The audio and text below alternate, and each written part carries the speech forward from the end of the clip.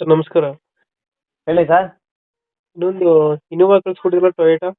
ಹೌದು ಸರ್, 2005ನ ಮಾಡಲು. 5 ಮಾಡಲ್. ಓನರ್ ಎಷ್ಟಾಗಿದ್ರು ಗಾಡಿ?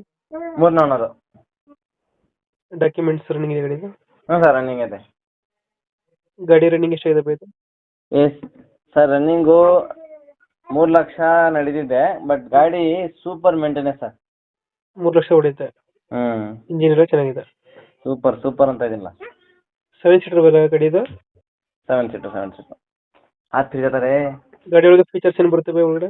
ಸರ್, ಎ ಸಿ ಐತೆ, ಪವರ್ ಸ್ಟೇರಿಂಗ್ ಐತೆ, 4 ಡೋರ್ ಪವರ್ ವಿಂಡೋ ಐತೆ, ಸೆಂಟರ್ ಲಾಕ್ ಐತೆ, ರೂಫ್ ಎ ಸಿ ಐತೆ. ರೂಫ್ ಎ ಸಿ ಬರುತ್ತೆ. ಹ್ಞೂ ಮ್ಯಾಗ್ವಿಲ್ಸ್ ಬರುತ್ತೆ ಇದು?